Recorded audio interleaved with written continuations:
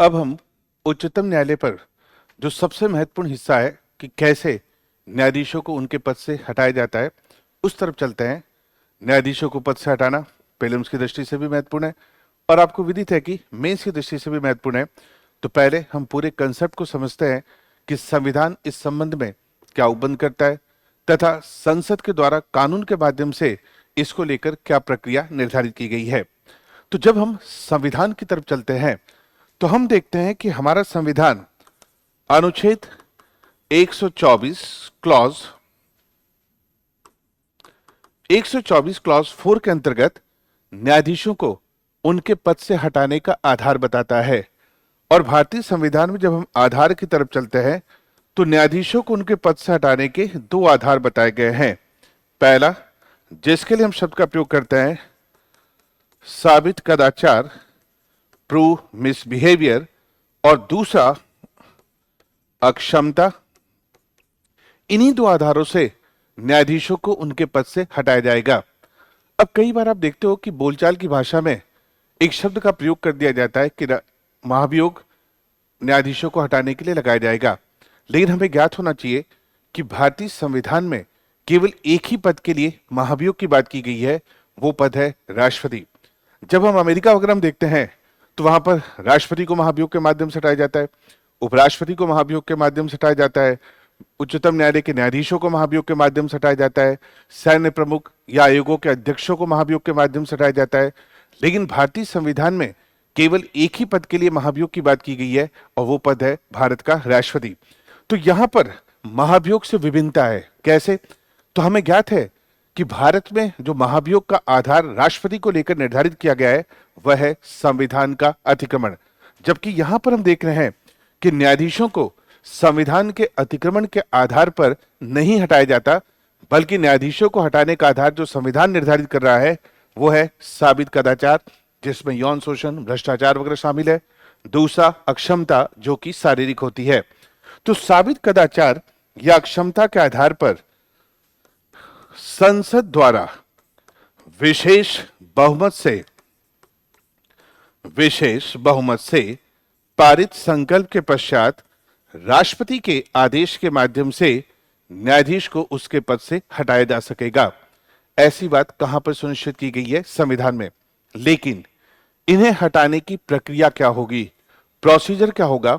तो जब हम प्रक्रिया की तरफ चलते हैं तो हम देखते हैं कि हमारे संविधान में अनुच्छेद 124 के क्लॉज 5 के अंतर्गत प्रक्रिया निर्धारण करने की शक्ति संविधान के द्वारा संसद को प्रदान कर दी गई है।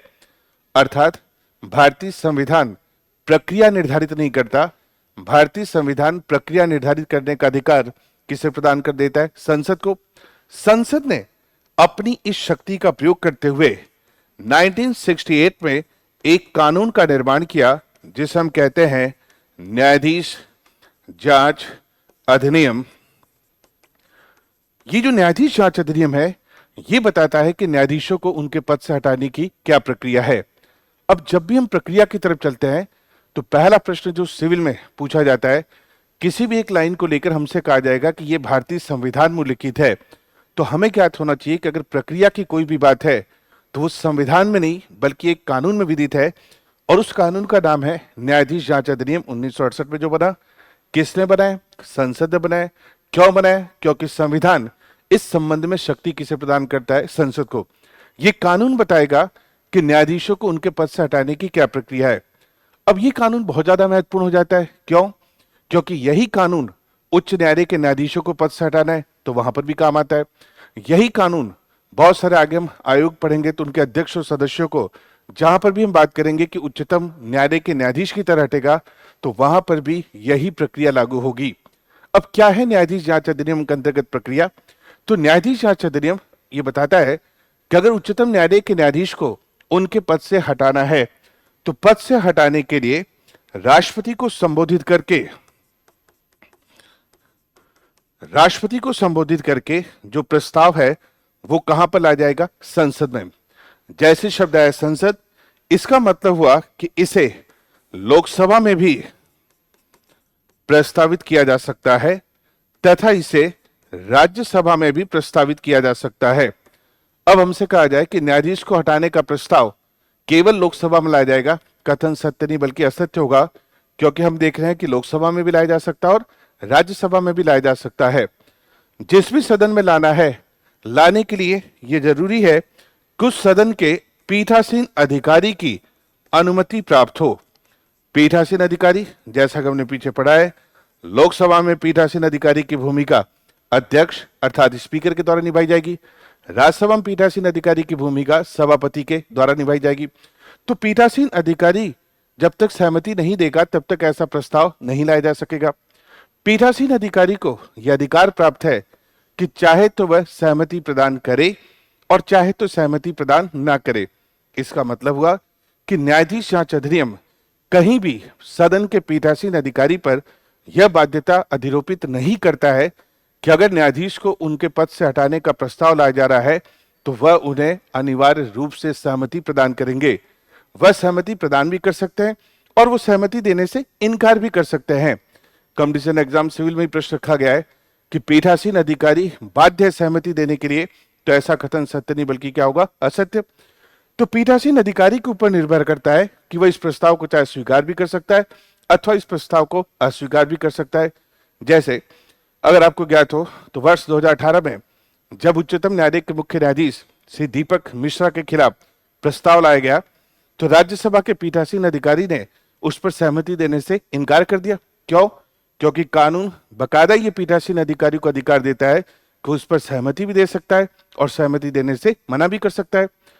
अगर पीठासीन अधिकारी ने सहमति दे दी तो जिस भी सदन के पीठासीन अधिकारी ने सहमति दी है, न्यायाधीश के विरुद्ध लगाए गए आरोप की जांच के लिए एक जांच समिति का गठन किया जाएगा। इस जांच समिति में कुल कितने सदस्य शामिल होंगे? 3 सदस्य। कौन से 3 सदस्य होंगे? तो एक उच्चतम न्यायालय का मुख्य न्यायाधीश सीडीआई अथवा उच्चतम न्यायालय का न्यायाधीश पहला। दूसरा, एक सदस्य किसी भी उच्च न्यायालय का मुख्य न्यायाधीश शामिल होगा और तीसरा जो सदस्य इसमें शामिल होगा वो होगा पारंगत विधि वेत्ता। जांच समिति के द्वारा जिसमें 3 सदस्य हैं, पहला उच्चतम न्यायालय का मुख्य न्यायाधीश या न्यायाधीश, एक किसी उच्च न्यायालय का मुख्य न्यायाधीश और एक सदस्य पारंगत विधिवेत्ता। ये जांच समिति न्यायाधीश के विरुद्ध लगाए गए आरोप की जांच करेगी। अगर जांच समिति आरोप सही नहीं पाती है तो यहीं पर प्रस्ताव क्या हो जाएगा? खारिज हो जाएगा। अगर जांच समिति आरोप सही पाती है तो जांच समिति के द्वारा 3 माह की अवधि के भीतर सदन को अपना प्रतिवेदन प्रस्तुत किया जाएगा। कौन से सदन को? तो जिस सदन के द्वारा क्या प्रदान की गई है? सहमति। कितने समय की अवधि में? 3 माह। 3 माह की अवधि के भीतर जांच समिति अपना पक्ष सदन के समक्ष रखेगी। जैसे ही सदन के समक्ष रखा जाता है, न्यायाधीश के पास अधिकार होगा कि वह चाहे तो स्वयं या अपने किसी पक्षकार या मध्यस्थ के माध्यम से अपना पक्ष सदन में प्रस्तुत कर सकेंगे। न्यायाधीश ने अपना पक्ष रखा, उसके बावजूद यदि सदन के द्वारा अपनी कुल सदस्य संख्या के यदि सदन के द्वारा अपने विशेष बहुमत के माध्यम से पद से हटाने का संकल्प पारित कर दिया जाता है तो फिर इसे दूसरे सदन में भेजा जाएगा।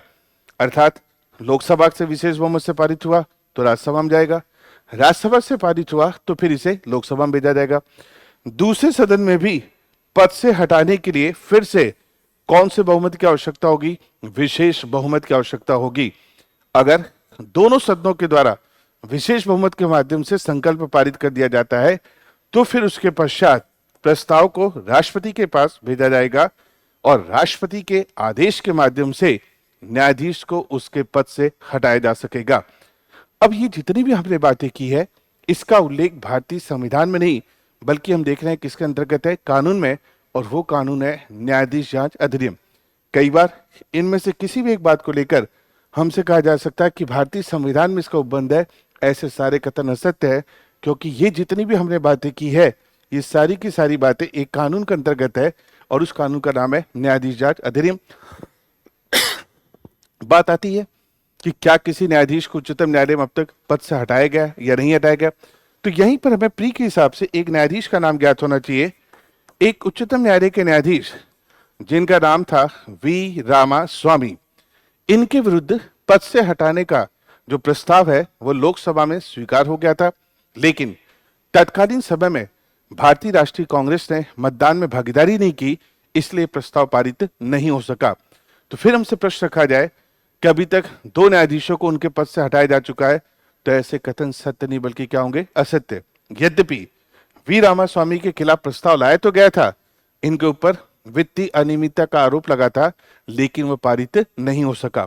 तो ये जो पूरी न्यायाधीशों को पद से हटाने की बात है, संविधान में उल्लेखित नहीं है, बल्कि हम देख रहे हैं कानून के अंतर्गत उल्लेखित है, और उसका नाम है न्यायाधीश जांच अधिनियम। ध्यान दें, ये पूरा का पूरा कानून हमें ज्ञात होना चाहिए, क्योंकि जैसा कि मैंने कहा कि यही प्रक्रिया उच्च न्यायालय के न्यायाधीशों को भी पद से हटाने के लिए लगेगी। यही प्रक्रिया आगे हम देखेंगे नियंत्रक एवं महालेखा परीक्षक अर्थात कैग को पद से हटाना है तो भी इसी प्रक्रिया का अनुसरण किया जाएगा। यही प्रक्रिया मुख्य चुनाव आयुक्त चीफ इलेक्शन कमिश्नर को उसके पद से हटाना है तो वहां पर भी प्रयोग किया जाएगा। अर्थात कई सारे पद ऐसे हैं जहां पर उनके पद से हटाने के लिए उसी प्रक्रिया का अनुसरण किया जाता है जो कि उच्चतम न्यायालय के न्यायाधीश को हटाने के लिए किया जाता है। अब एग्जाम की तैयारी को और बेहतर करने के लिए हमारे चैनल को लाइक, शेयर और सब्सक्राइब करना ना भूलें।